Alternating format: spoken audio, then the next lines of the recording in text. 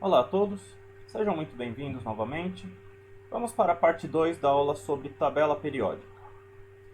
Eu já deixei na descrição do outro vídeo, vou colocar nesse também, na parte 3, o link para essa tabela. É uma tabela periódica dinâmica que eu acho bastante interessante. Por quê? Nós temos aqui várias opções, além das informações normais que nós temos na tabela em papel.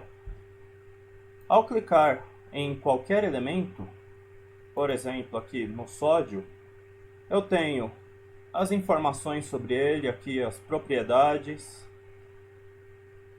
Posso ainda buscar outras informações, como as informações eletrônicas sobre a distribuição eletrônica dele, as quantidades de elétrons, etc. Todos os isótopos deste elemento, inclusive, vou até mudar um pouco. Se já ouviram falar em césio, vão entender do que eu estou falando. Se não, recomendo que procurem o césio 137. Mas nós temos aqui então todos os isótopos, inclusive justamente esse em algum lugar tem muitos isótopos aqui, ó. Césio 137. Então, são muitas informações sobre cada elemento.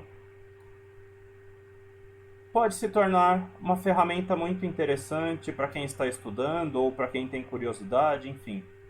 Então, novamente, na descrição deste vídeo e dos outros sobre tabela periódica, eu vou deixar o link. Espero que vocês gostem. Vamos agora, então, continuar falando sobre a tabela. Agora, nessa parte 2, vou falar sobre as divisões da tabela. Nós temos, coloquei aqui um exemplo mais genérico da tabela para facilitar a visualização. A maior parte dos elementos que compõem a tabela são os metais, que são todos esses elementos que estão em rosa. Acho interessante, inclusive, comentar que eu já ouvi mais de uma vez em aula: professor, o alumínio, por exemplo, é um tipo de ferro? Não existem tipos de ferro. Se vocês olharem aqui, nós temos o elemento ferro, que é um tipo de metal, como o ouro que está aqui, que é um outro tipo de metal, como o sódio que está aqui, que é um outro tipo de metal. Então, todos eles são metais. Além dos metais puros, nós podemos ter as ligas metálicas, que são misturas de dois ou mais metais, ou mesmo de metais com outros elementos, para melhorar alguma característica. Por exemplo, o ouro que nós utilizamos normalmente em joalheria, o ouro 18 quilates, ele não é ouro puro. Ele contém apenas 75% de ouro. Os outros 25% são prata e cobre, que são utilizados para melhorar a resistência, porque o ouro puro não é tão resistente assim. Então, esse é um exemplo de liga metálica. Com relação ao ferro, nós temos os diversos tipos de aço, que são misturas do ferro com outros elementos, principalmente o carbono, mas se vocês procurarem verão que existem muitos tipos de aço, então, obviamente, cada um tem uma composição de acordo com a utilidade que vai ter. Mas quais são as características principais dos metais? Em geral, eles são brilhantes, principalmente quando polidos. Muitos, ao deixarmos no tempo, eles oxidam, perdem o brilho, mas basta polir e eles voltam a ter brilho. Possuem coloração acinzentada, então algum tom de cinza, desde o prata até um cinza mais escuro, com exceção do ouro e do cobre, que nós temos até exemplos aqui. Temos o ouro, temos o cobre, um é amarelado, o outro é avermelhado. Inclusive aqui temos também exemplos de ligas metálicas, que eu já citei, como por exemplo o latão. Latão é uma liga metálica, o bronze é uma outra liga metálica. Esses não são metais puros. Nós temos que eles também são, em geral, sólidos na temperatura ambiente, com exceção do mercúrio. O mercúrio puro é líquido na temperatura ambiente. E existem outros, como o gálio, que tem o ponto de ebulição, o ponto de fusão muito baixo. Mas, em geral, o único que é líquido realmente à temperatura ambiente é o mercúrio. Então, em geral, também possuem alto ponto de fusão e de ebulição.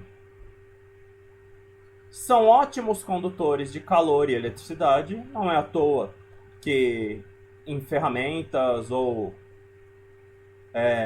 máquinas, seja o que for, que seja necessário conduzir calor ou eletricidade, em geral são utilizados metais. São dúcteis, o que significa que é muito fácil de transformá-los em fios. São também maleáveis, o que significa que é muito fácil transformá-los em lâminas. E quimicamente, eles são muito eletropositivos. Na parte 3 vou falar melhor sobre essa propriedade, mas significa que eles têm uma baixa afinidade pelos elétrons.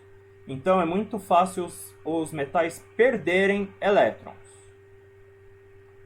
Os semimetais são esses elementos que aparecem em amarelo. São poucos elementos que têm as características intermediárias entre os metais e os não metais.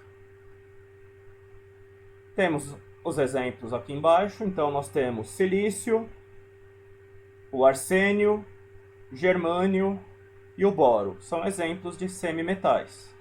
Suas principais características. Então, como já falei, são intermediárias entre os metais e os não metais. Em geral, eles possuem brilho. Podem perceber aqui nos exemplos. Não é um brilho igual ao dos metais, mas tem algum brilho. São sólidos à temperatura ambiente.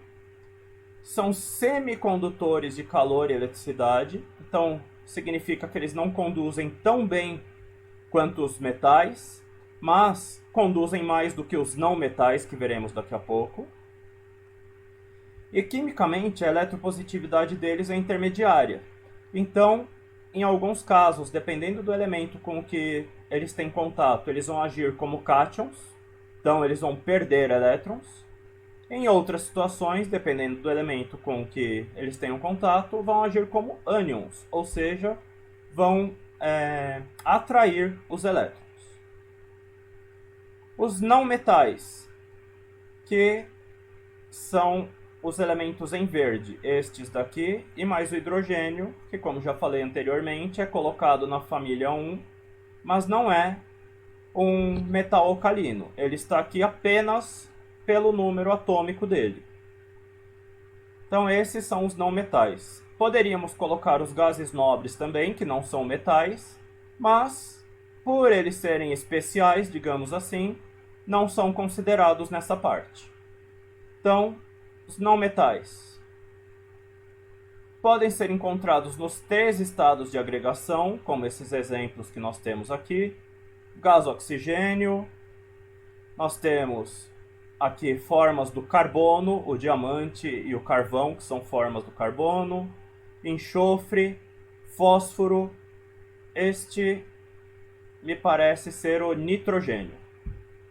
Então, podemos ver, nós temos aqui gás, líquido, apesar de que o líquido aqui é forçado, o nitrogênio não é líquido na temperatura ambiente, e estes que são sólidos.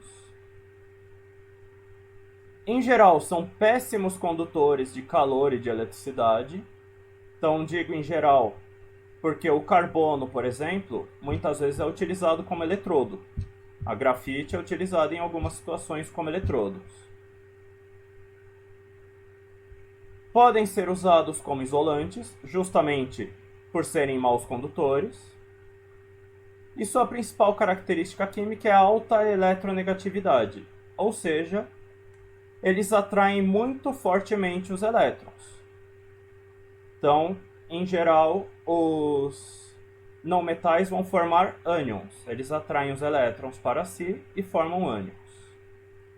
E nós temos então os gases nobres, são os elementos aqui da família 18, a última família da tabela. Este último que está em rosa é um elemento sintético, por isso ele não está junto com os outros, porque os gases nobres são todos naturais e, como já falamos e vamos repetir, são naturalmente estáveis, por isso também chamados de gases inertes.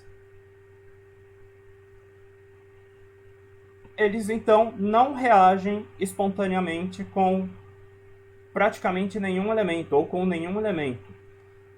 É possível fazê-los reagir, mas são reações forçadas e com elementos bastante reativos, como o flúor, que é o elemento mais reativo ou o não metal mais eletronegativo de todos, e o oxigênio, que é o segundo mais eletronegativo, ele só perde para o flúor. Aqui nós temos exemplos deles. Ao passar corrente elétrica, percebemos o brilho característico de cada um deles.